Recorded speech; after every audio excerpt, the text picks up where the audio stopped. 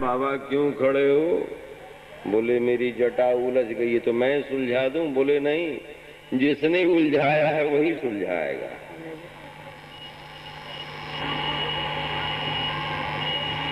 बोले वो तो हवा में उलझ गई है, तो फिर हवा में है कौन? वही तो है। 3 दिनों के बाद श्याम सुंदर स्वयं आए। बाबा बाबा मैं उलझा दूं? बोले तुम कौन है? तो तुम जिसकी उपासना करते हो। बोले मैं कैसे समझ जाऊं? तुम अकेले आए हो? क्या राधा रानी तुम्हारे साथ हैं जो तुम्हारा परिचय मुझे प्राप्त होगा?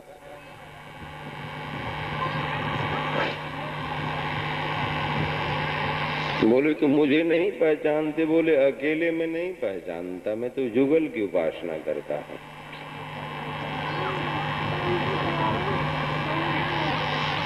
श्री राधा भी आ गई, दर्शन करके बड़े कृतार्थ हो गए। अब एक चीज सोचें कि एक व्यक्ति की जटा उलझ गई, इसके लिए उन्हें क्यों आना पड़ा? ये विश्वास है कि वही व्यक्ति मेरी जटा को उलझा दिया है। उसी प्रकार से भागवत धर्म में जिसे विश्वास हो गया,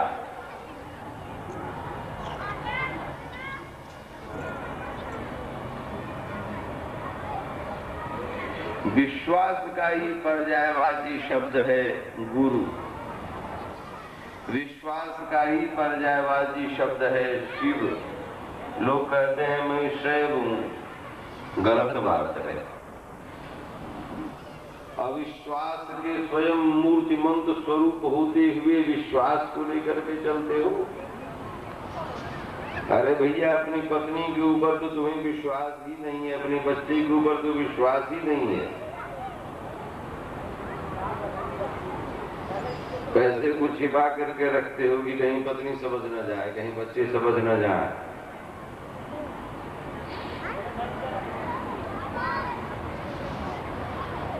छोटी छोटी वस्तुओं के लिए भी झूठ बोलते हो, उसमें विश्वास कैसा? बोले भाई शिव कैसे हो गए?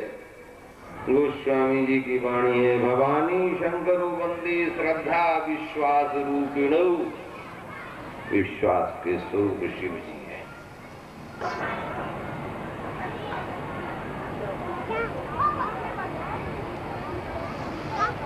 सत्य जाने गुरु वाक्य जहां विश्वास, गुरुदेव भी विश्वास के रूप है। गुरु तत्व भी शंकर है। वंदे बोधमयम नित्यम गुरुम शंकर रूपिणम। इसलिए विश्वास, गुरु और शिव तीनों पर्यायवाची शब्द है। तो जब तक इस भागवत धर्म के प्रति आस्था नहीं होगी, विश्वास नहीं होगा, तब तक परेशानी रहेगी। लोग जितनी जल्दी कह बैठते हैं क्या मुझे बड़ा विश्वास है, समझिए यह व्यक्ति महान झूठ बोलने वाला है। जितनी जल्दी बोलता है विश्वास है, उतना ही विश्वासी है। आगे बढ़ते ना पेशाब करके जाता हूँ, मम करुण रसाय। आगे बढ़ने में पेशाब करके जाता हूँ, फिर सारा मामला खुलना पड़ेगा। पेशाब कर रहा रसाय पेशाब भी कर जाऊँगा, पानी भी पी जाऊँगा। थोड़ा सा टाइम लग जाएगा, 10 मिनट। रस जब चखेगा तब ना। 10 मिनट।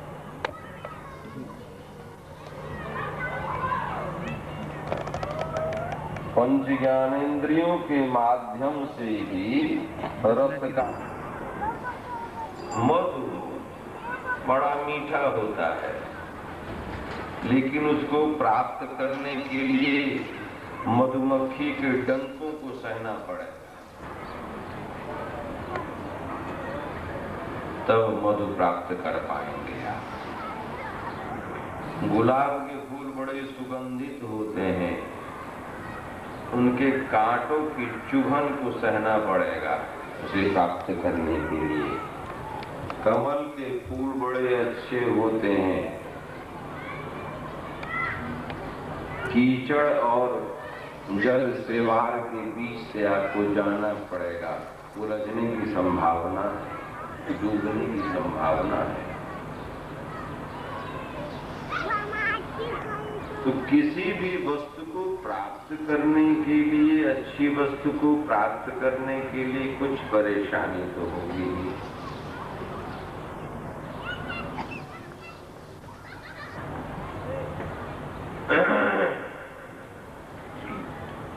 तो मेरे कानों को रसमयी वस्तु प्राप्त हो, ये कौन कह रहे हैं? तो शौनक जी महाराज कह रहे हैं। शौनक जी महर्षि शुनक के पुत्र, महर्षि भारद्वाज के शिष्य, बहुत बड़े चिंतक हैं, बहुत विद्वान हैं। क्यों कह रहे हैं? तो इससे मेरे भीतर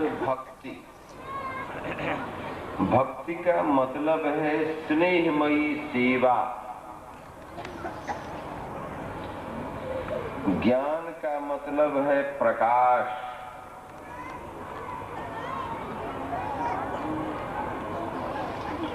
और वैराग्य का मतलब है निरासक्ति स्थिति। आसक्ति की स्थिति रहेगी तो उलझने की संभावना है। उलझने वाला व्यक्ति में जो स्पीड है, जो गति है, वो अवरुद्ध हो जाती है, ब्रेक लग जाता है। इसलिए अपने आप को तीव्र गतिमान बनाने के लिए निरासक्त होना ही पड़ेगा।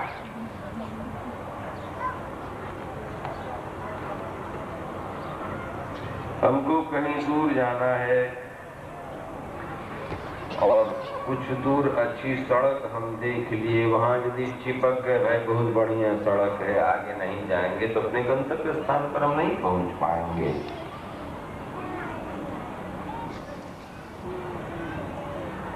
तो सेवा,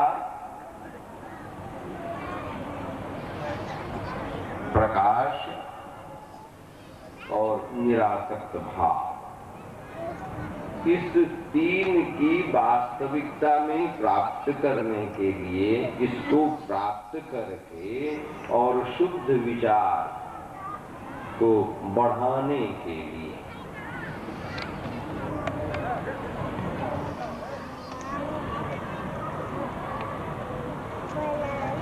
उसके बाद माया मोह निरासस्य वैष्णवी क्रियते कथम, यह इंगित कर दिए हैं फिर वैष्णवों के लिए।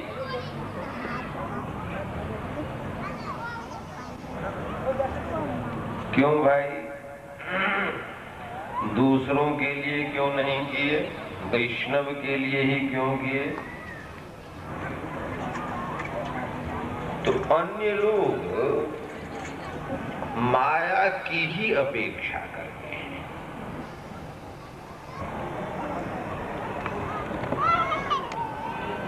माया की अपेक्षा कैसे करते हैं?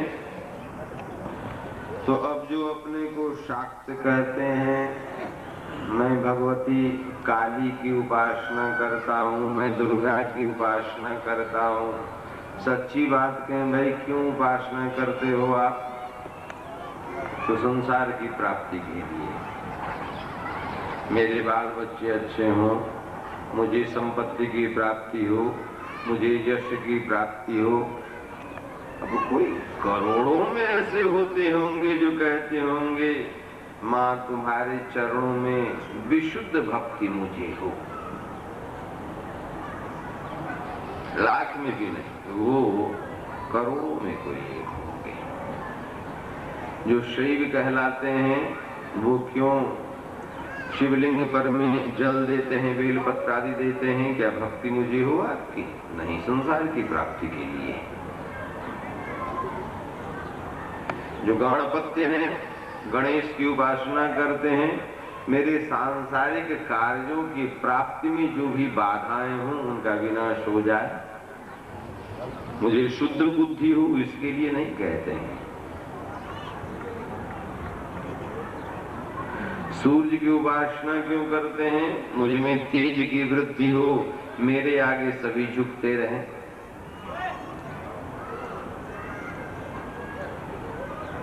यदि वैष्णव भी, उनमें भी संसार की ही प्राप्ति की क्रिया चल रही है, तो एकमात्र श्री कृष्ण की उपासना में ही ऐसी बात है कि तुम संसार भी यदि मांगोगे तो यह विवेक अवश्य दे देंगे कि तुम्हें संसार के प्रति दुख बुद्धि की उत्पत्ति हो जाए, कष्ट बुद्धि हो जाए।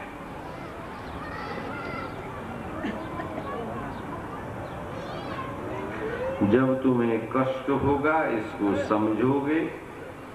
एक बाल मनोवैज्ञानिक की वाणी है कि यदि बच्चा आग छूने के लिए जाता है, उसे रोको मत, छूने। एक बार जब छू लेगा वो जल जाएगा, ध्यान में रखो ज्यादा नहीं जले। कुछ देर तो वो रोएगा, लेकिन भविष्य के लिए सावधान हो जाएगा।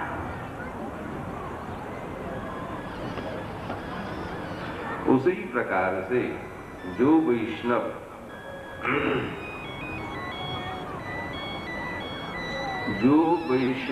इस संसार की प्राप्ति चाहते हैं, उन्हें पहली बात तो श्री कृष्ण देते नहीं,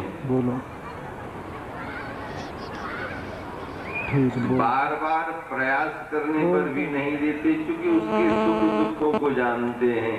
जैसे बच्चा बार बार आग छूने की चेष्टा करता है और बड़े उसे रोक लेते हैं। एक बार धोखे से छूट गया, छू लिया, फिर वो छू नहीं पाएगा। तो एक बार कभी न कभी उसे संपत्ति देते हैं, लेकिन साथ ही इतना भीषण दुख भी प्रदान करते हैं कि फिर वो नाम नहीं लेता।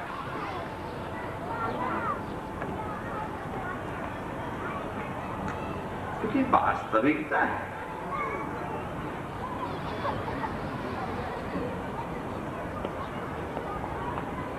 जब शुद्ध ज्ञान की प्राप्ति हो जाती है, तो उसके पीछे शुद्ध विचार मुझ में कैसे बढ़े और माया मोह कैसे समाप्त हो जाए वैष्णवों के लिए, इसकी क्या क्रिया है, किस प्रकार से कौन सा कार्य किया जाए। क्योंकि यदि आचरण वैसा हम नहीं करेंगे तो प्राप्त नहीं कर पाएंगे। खास करके सूजी इस घोर कलियुग में जीवों की स्थिति है, वह असुरता को प्राप्त कर जाती है। असुर उसे ही कहा गया है कि अपने सुख के लिए दूसरों को कष्ट देना।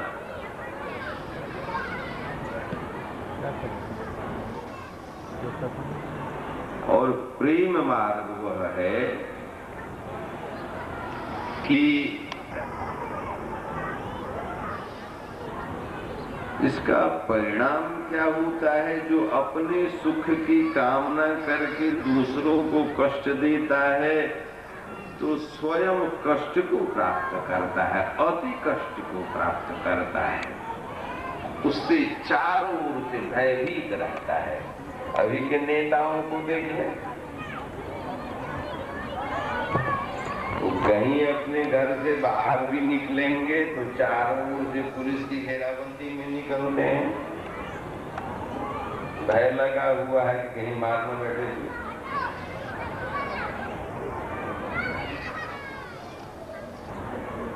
जो बाबा जी में भी नेता हो जाते हैं उनके पीछे भी पुलिस की व्यवस्था रहती है।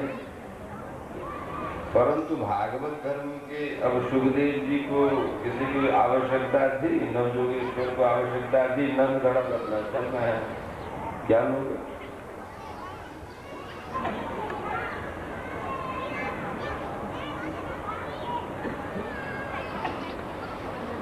बहुत सारे व्यक्ति ऐसे हैं कि लोग मुझे कैसे बड़ा समझें, इसलिए किसी प्रकार से अपने ऊपर आघात का नाटक करवा करके और चारों पुलिस से गिरवा देते हैं।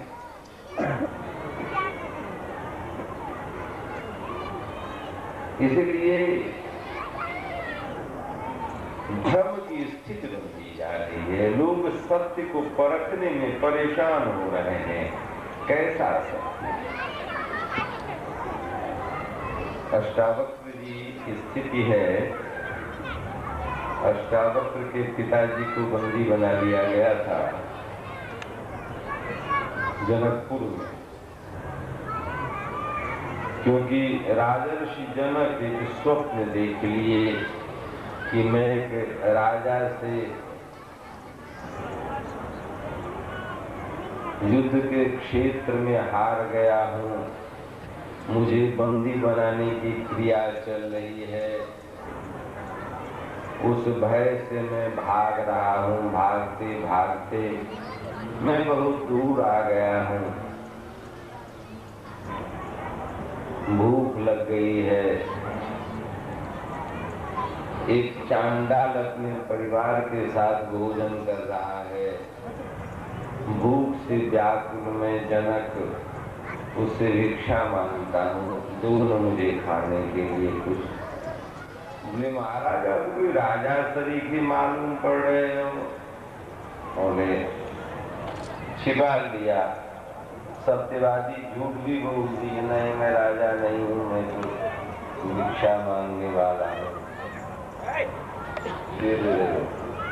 बोले कुछ तो है नहीं, मैं चांडाल हूँ, आपके गले में यज्ञों पवित है, आप लंबी बाह वाले हैं, बड़े महापुरुष तरीके दिखने में आते हैं, परंतु मेरे दरवाजे पर आ गए हैं, मैं आग्रह नहीं किया आपसे, आप तो देखें। तो गए हैं उसके हड़िया में, मिट्टी के हड़िया में जो चावल जल के चिपक जाता है वही बचा हुआ है, जला हुआ, उसे ले लेते हैं।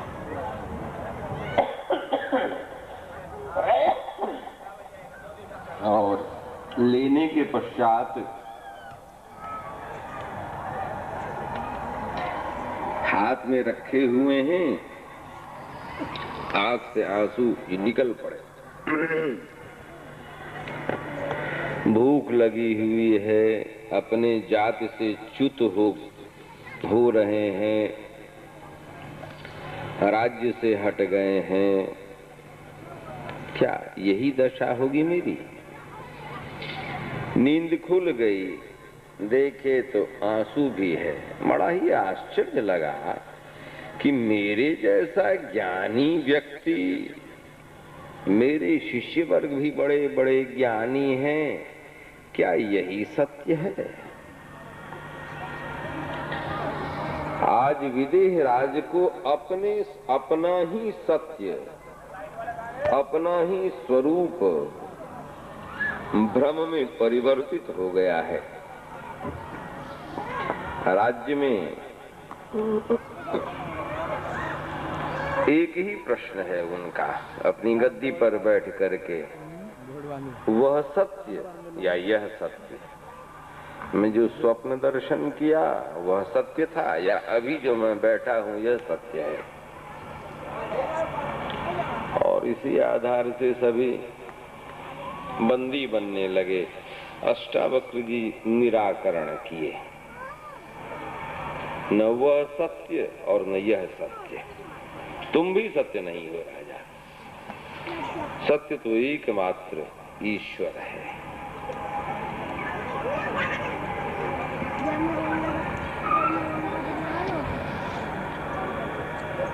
सत्य का दर्शन होने के पश्चात भी भ्रम होने की संभावना है, परंतु परम सत्य दर्शन के पश्चात भ्रम भी सत्य में ही परिवर्तित हो जाता है।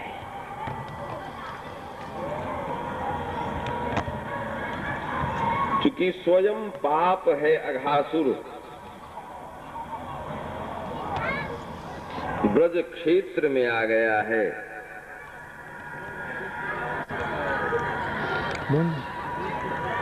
और परम सत्य श्री कृष्ण के सेवकों का स्पर्श हो गया है और श्री कृष्ण की प्राप्ति हो गई है। इसलिए परम सत्य का स्पर्श होने से, परम सत्य के सानिध्य में आ जाने से भ्रम भी पूर्ण सत्य हो जाता है। बोलो तुम एक बात। यही परम सत्य श्रीमद् भागवत है। इसलिए तस्यैव शोधने किम परायणम्, और परम कल्याण का मार्ग क्या है? श्रेयसाम यद भवेत् श्रेयः पावनानां च पावनम कृष्ण प्राप्तिकरम शाश्वत साधनम तदवदाधुना। किस प्रकार से श्री कृष्ण की प्राप्ति हो?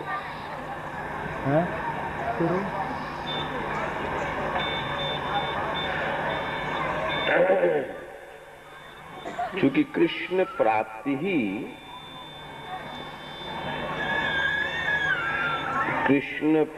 ही मुख्य वस्तु है।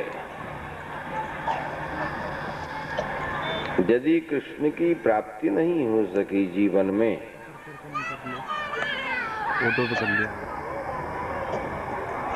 कि सब कुछ समय से बंधा हुआ है, काल विज्ञान के अंतर्गत ही है, जितने भी हम जीव हैं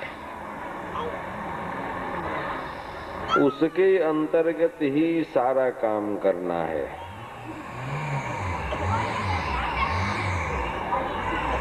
यदि उसमें हम अपने आप को संभाल नहीं पाए,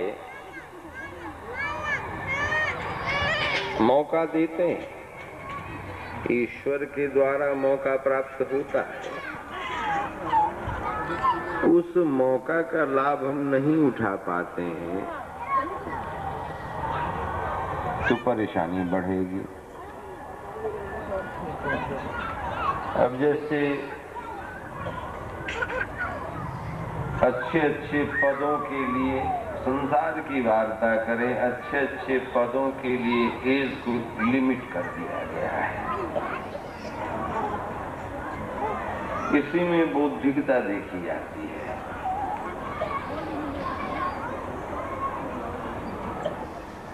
एक कोई प्रोमोटिव होते हैं, एक कोई डायरेक्ट होते हैं।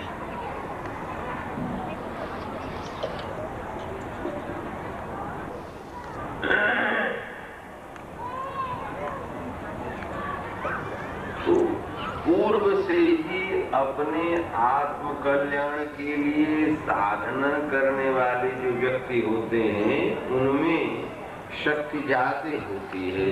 वनस्पति अवस्था प्राप्त होने के पश्चात अपने आत्म कल्याण की साधना करते हैं, उनमें शक्ति का अभाव भी हो सकता है या पूर्णता भी आ सकती है।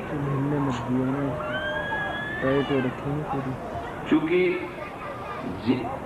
जब पूर्ण शक्ति से संसार का काम हम करते हैं तो अपने कल्याण के लिए भी काम करना चाहिए।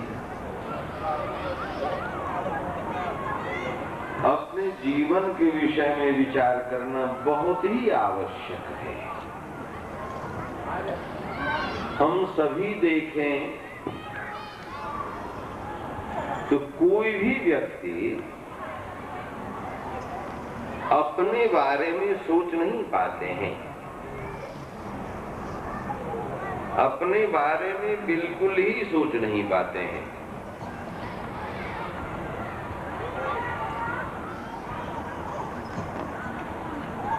पब्लिक का बाद में लिए महाराज जी का पहले इसका कारण यह हो जाता है यहीं से कि खड़ा हम होके यहाँ अपना की बना लो। व्यवस्था को ही थोड़ी सत्य आगे होके ले, मानते हैं। जो यहीं भ्रम से खड़ा खड़ा पब्लिक का दिखा दो।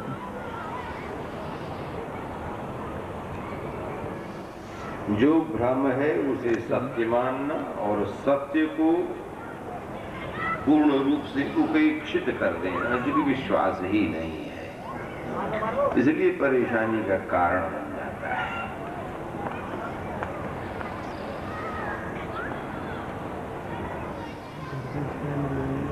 इसी की चिंता है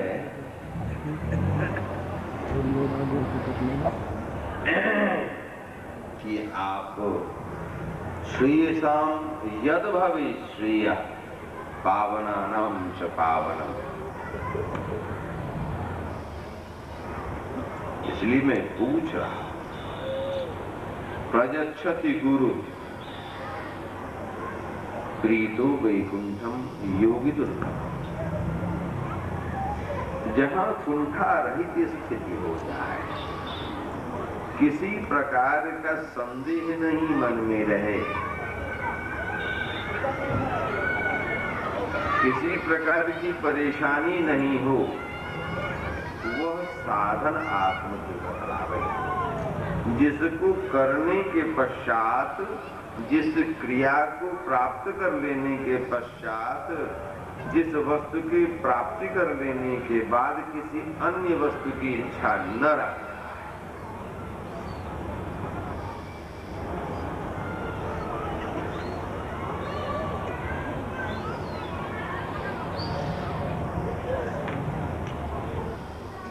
बोले कि इसके लिए तो एकमात्र एक ही उपाय है कि ऐसी क्रिया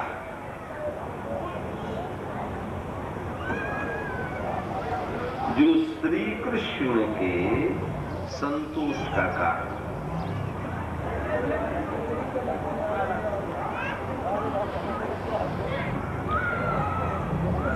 क्योंकि प्रीति शौनक चित्ते थे यतो वच में विचार्य चो सर्व सिद्धांत निष्पन्नम संसार भय नाशनम भक्त्योग वर्धनम यच्च कृष्ण संतोष।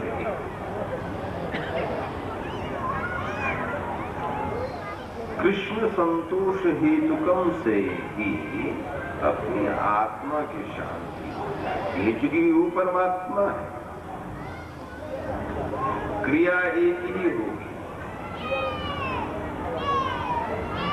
शांति दोनों हो जाए। जैसे क्रिया होती है एक ही कि हम भोजन करते हैं, भूखे हैं, शरीर में शक्ति नहीं है, मन चिड़चिड़ापन से भरा हुआ है, उस इसमें में कोई कह देगा अरे फलाना काम है, ये काम है, अच्छा छोड़िए अभी भूख से हालत हमारी खराब हो रही है। लेकिन हम भोजन करते ही प्रतिग्रास में क्षुधा की निवृत्ति होती है, संतुष्टि होती है, शरीर में शक्ति आती है, चिड़चिड़ापन दूर हो जाती है। क्रिया सिर्फ एक ही है, भोजन करना। उसी प्रकार से ऐसी क्रिया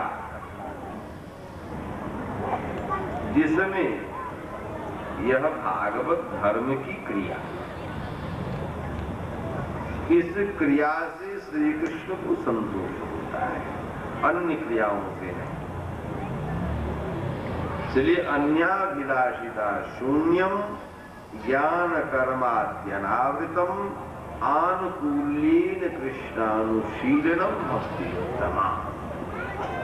श्री कृष्ण के अनुकूल एक ही साधन है और वह है भागवती साधन।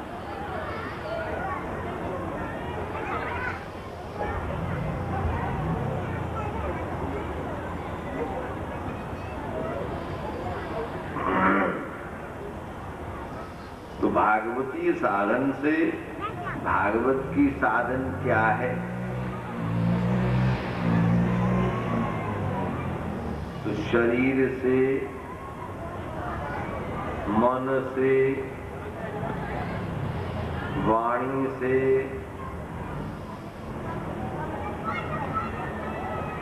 इंद्रिय से,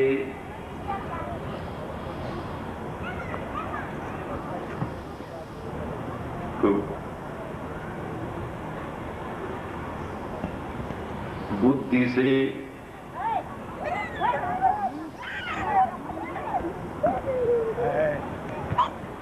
अपने अंतःकरण चतुष्टय के माध्यम से मन बुद्धि चित्त अहंकार आदि जो है, अथवा स्वभाववश जो जो क्रिया हो उन सबों को श्री कृष्ण के चरणों में समर्पण कर दिया।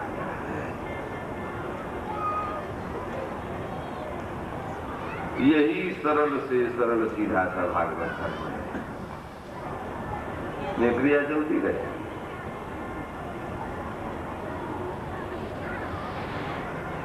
तब इस क्रिया के ऊपर जल्दी विश्वास हो नहीं पाता है लोगों को,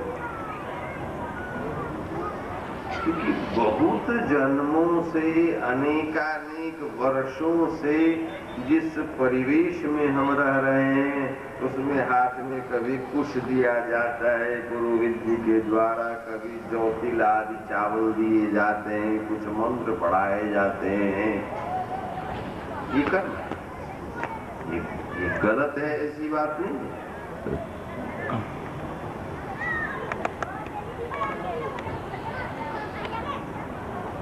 इससे ऊपर उठते हैं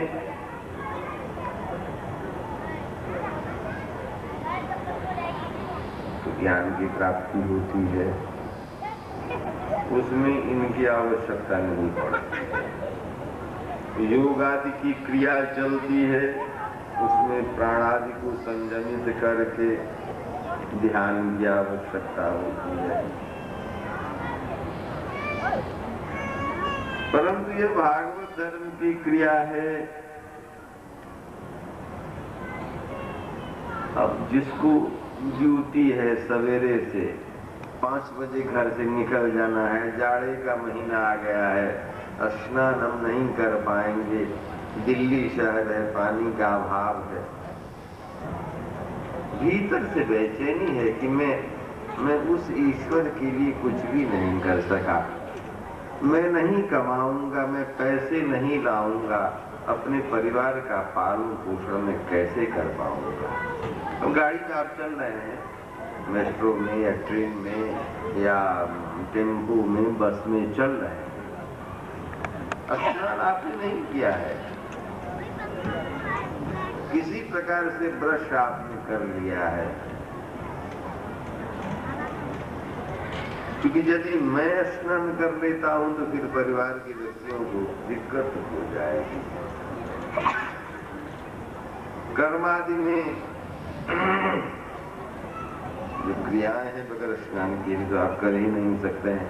भगवान नाम में और भागवत धर्म में इसकी अपेक्षा नहीं है। भगवान नाम लेते अपनी सारी व्यथा निवेदन कर दें अपनी भाषा में, प्रभु देखो ना मैं क्या करूं, अब तुम जानो, परंतु नाटकीय भाव में नहीं, हृदय से।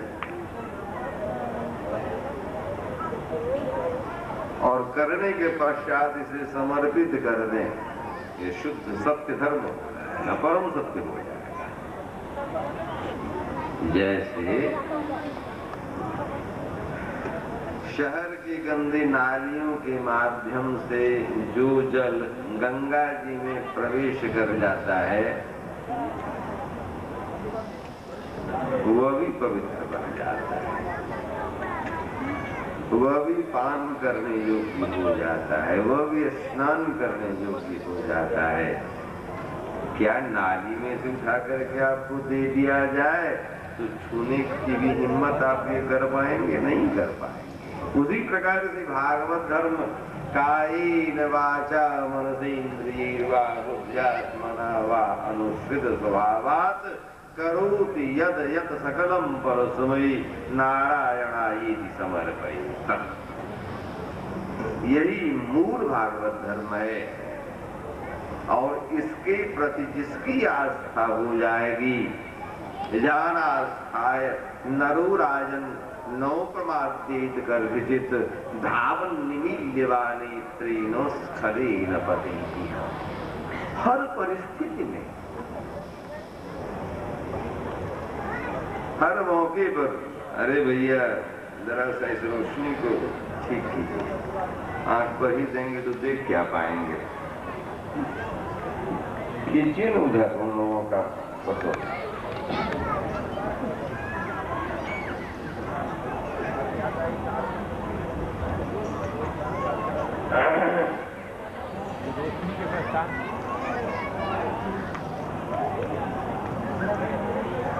तो इस प्रकार भागवत धर्म की भूमिका को लेते हुए आज की कथा विश्राम करते हैं। कल से सही समय से शुरुआत होगी। समय का निर्धारण हमारे डॉक्टर साहब ही करेंगे।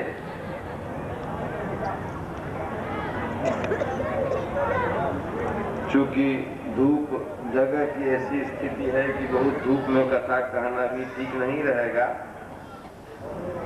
इसलिए 5 बजे से संभवतः कथा होगी और पारायण प्रातः काल में होंगे। मूल वस्तु पारायण ही है, मूल वस्तु पारायण ही है, कथा हम नहीं कहते हैं। भागवत धर्म के विषय में अपने गुरुदेव के श्री चरणों के सानिध्य में जो कुछ भी मैंने सीखा है वो आप लोगों के समक्ष कहने की चेष्टा मैं करूंगा। आप लोग इसे समझें, इस पर विचार करें।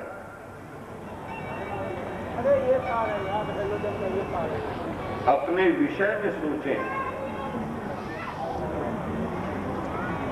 कि अभी तक आप जो करते चले आए हैं उसमें और इस श्रवण के बाद मुझे क्या करना है अपने घर में करें।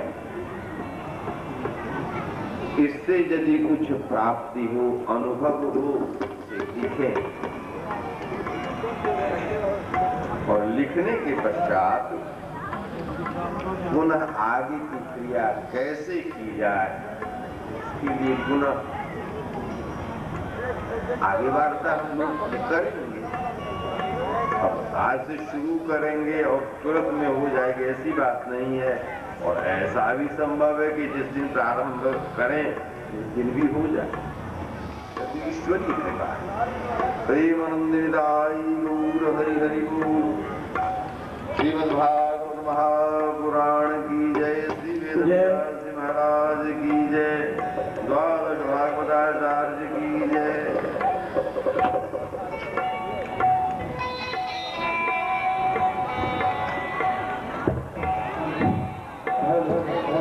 परम श्रद्धेय संपस्थित श्रोतृवृंद, वास्तविकता आज सप्तदिवसीय कथा के अंतर्गत पूज्य श्री महाराज जी के मुखारविंद से अद्भुत अनुपम यथार्थ वस्तु की चर्चा हुई है और हम लोगों की अपेक्षा भी है और होना ही है। हाँ। भागवत जी के परिचय दिवस के अंतर्गत वेद्यम वास्तव मात्र वस्तु शिवदम, भागवत जी का प्रतिपाद्य विषय यहाँ विद्वान लोग भरे पड़े हैं, होना ही है और भारत देश है, इसकी गरिमा रही है।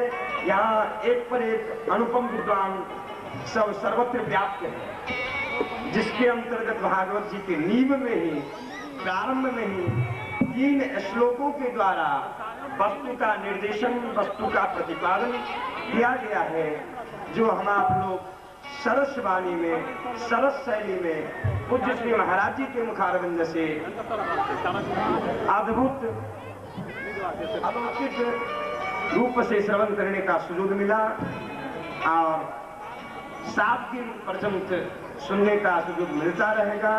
श्रोतृवृंदों से साग्रह निवेदन है कि पूज्य श्री महाराज जी के कथांतर्गत जो बातें सुनने में आवे, अच्छी लगे, वह कहीं कथा संबंध सुनते सुनते यदि कहीं जिज्ञासा हो तो उन श्रद्धालुओं को साग्रह आमंत्रित किया जाता है।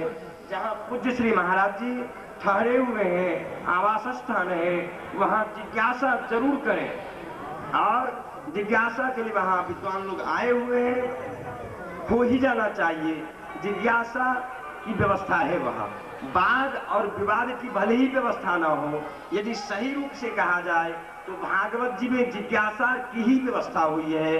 भागवत जी में मंडन पक्ष को विशेष प्रतिपादन किया गया है। इसलिए आज प्रथम दिवस के अंतर्गत तो फिर भी गागर में सागर की तरह आज कथा हुई है, कहीं कमी की बात तो नहीं है। वस्तु प्रतिपादन, सिद्धांत प्रतिपादन और भागवती सिद्धांत की चर्चा यथार्थ रीति से हमारे श्री महाराज जी करते रहे हैं। और जहाँ कहीं भी इनके साथ सामिप्यता में रहने का सुयोग मिलता है तो अपने को अहोभाग्य मानते हैं, और श्रोताओं के लिए भी अहोभाग्य का विषय। कारण आप कहोगे यह अहोभाग्य क्या है? परम विद्वत वरेण्य श्रीपाद जीव गोस्वामी जी भक्ति संदर्भ में टीका किए हैं कि महान भाव मुखात सौभाग्यात एवं संपद्यते।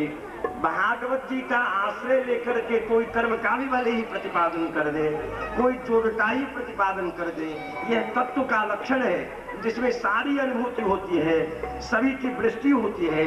वस्तुतः भागवत जी भक्ति गणित है, प्रेम गणित है, और उस प्रेम का प्रेम प्राप्ति के लिए, प्रेमास्वादन के लिए जो सरल उपाय है, हम आप जीव कैसे आस्वादन करोगे और कैसे उसकी समीपता लाभ होगी, यह सब चर्चा के दौरान हमारे महाराज जी यह मुख्य विषय रखते हैं। और हमारे आचार्यों की यह संपत्ति है। जेवै भगवता प्रोक्ता उपाया आत्मलब्ध है। इन शब्दों के साथ ही आज की कथा विश्राम दी गई है। वह आगे की कथा संध्या 5 से हमारे महाराज जी कभी हो सकते 4 घंटा भी, 5 घंटा भी, कोई समय का विधान नहीं, लेकिन कल से 5 बजे व्यासासन ध्यान करके कथा सुनने का सुयोग मिलेगा। कृपया निवेदन यही है कि ऐसी कथा की अनुपम धारा बह रही है, इसमें बाधा उपस्थित न हो। और बच्चे लोग यहाँ जो कुछ यह हल्ला कोलाहल की स्थिति करते हैं, ये यदि होगी तो कुछ आघात पड़ सकता है, जिसकी वजह से हम लोगों को कथा में जो एक दिव्य आस्वादन होना चाहिए उससे वंचित हो सकते हैं। इसलिए आयोजकों से निवेदन रहेगा कि इस पर नियंत्रण रखें और 7 दिन पर्यंत हम लोग दिव्य कथा सरिता में अवगाहन करके अपने को धन्य बनावें। आज जो कोई भी आए हुए हैं प्रसाद और आरती लेकर के जाएंगे, भागवती संदेश लेकर के जाएंगे। जिज्ञासा के लिए सभी श्रोता वृंद जिनको मन में जिज्ञासा हो, महाराज जी के समीप आकर के आप सरल रूप से जान सकते हैं और अपने जीवन को धन्य बना सकते हैं। बोल श्रीमद् भागवत महापुराण की व्यास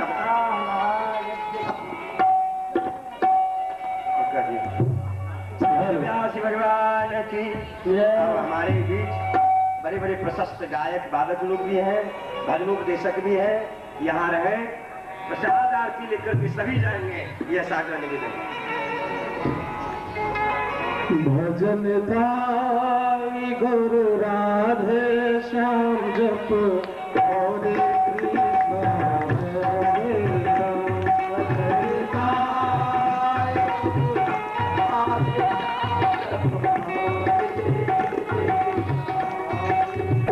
भजन गाई गुरु राधे श्याम जप हरे कृष्ण हरे राम।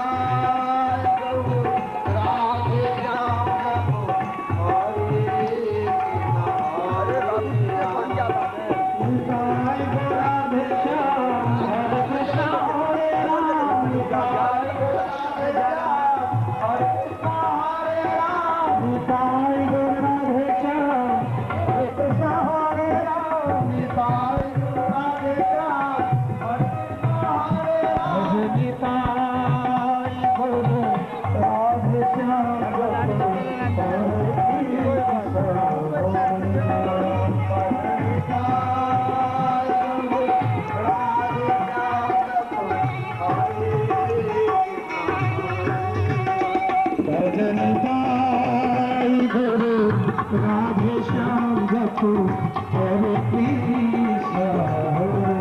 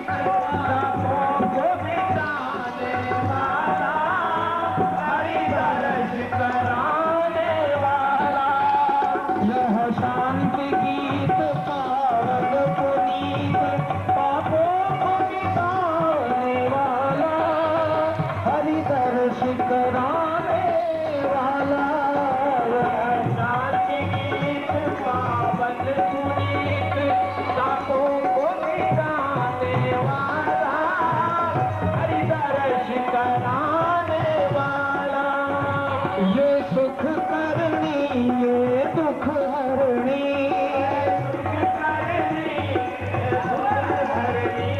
ये सुख करनी ये दुख हरणी,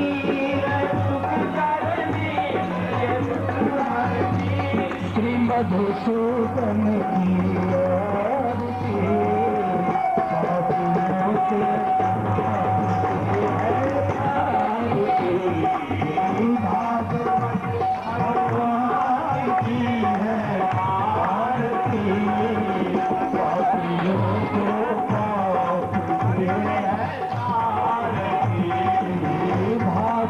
के भगवान की है आरती, पापियों को पाप से ऐसा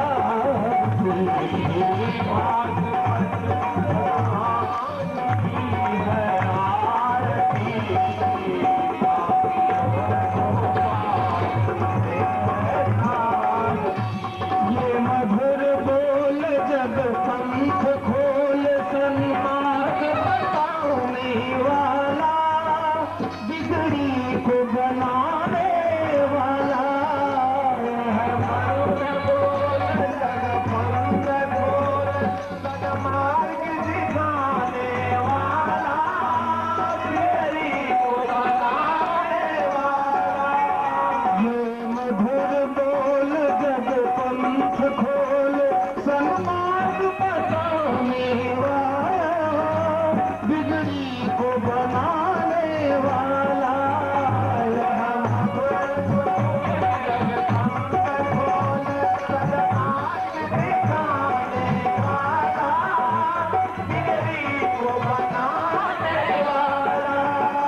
श्री राम यही घनश्याम यही, श्री राम यही घनश्याम यही, घनश्याम यही, श्री प्रभु महिमा आरती,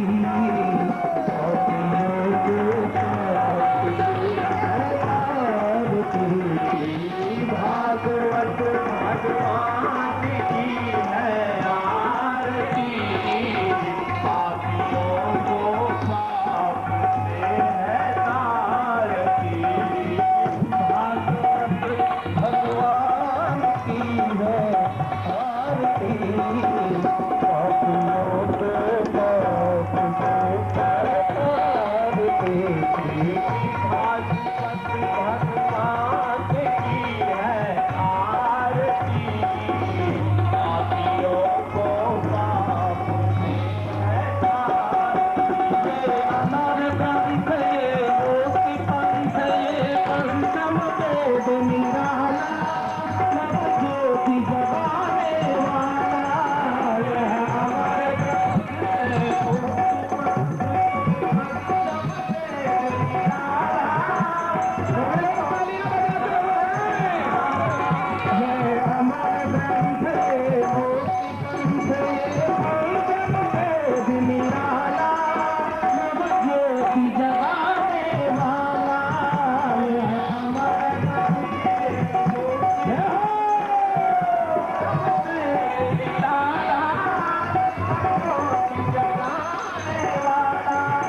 हरि नाम यही हरि ज्ञान यही, हरि नाम यही हरि ज्ञान यही, जग से मंगल के मार्ग पाप से है तारती, भागवत भगवान की है आरती, पापियों को पाप से है तारती। ये शांति गीत पावन पुनीत पापों को मिटाने वाला, हरि दर्श कराने वाला, यह शांति गीत पावन पुनीत पापों को मिटाने वाला, हरि दर्श कराने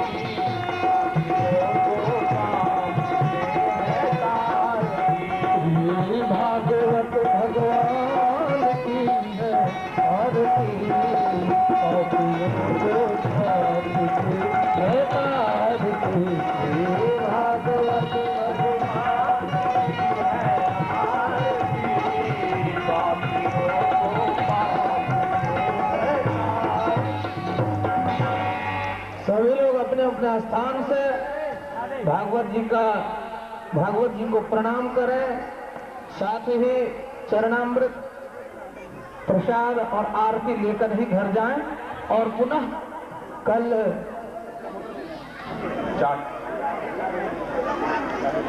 4:30 बजे से 4:30 से कथा में उपस्थित हो और सावधानी रखें। श्रोताओं के जुटने में यदि विलंब होता है तो कथा इंतजार नहीं करता, कथा अपने निश्चित समय से प्रारंभ हो ही जाएगी। इसलिए आप लोग अपने नियत समय से पूर्व से ही चेष्टा करें यहाँ पधारने का। जय जय श्री राधे।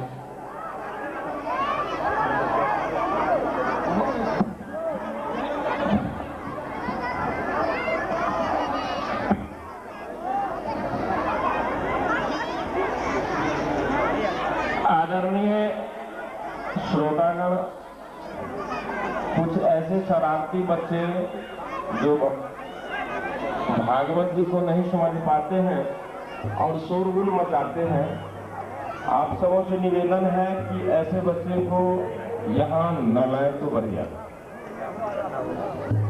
जय जय श्री राधे।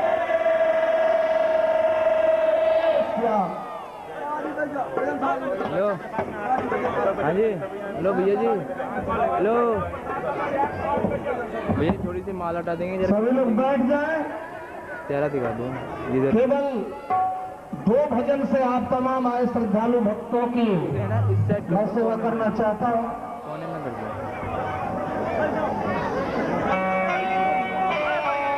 तो मैं चाहूंगा कि सभी लोग बैठ जाएं। जो किनारे खड़े हैं वो खड़े रहें, या जगह हो तो आप भी बैठ जाएं। जब तक ये प्रसाद वितरण हो रहा है और आरती वितरण है, तब तक मैं चाहूंगा डॉक्टर हमारे प्रसाद बांटने वाले भाई आप साइड में चले जाएं। पंडाल के बाहर, पंडाल के किसी एक कोने पर चले जाए जहां लोग जाकर प्रसाद ले लेंगे। उठाई गौर हरि बोल।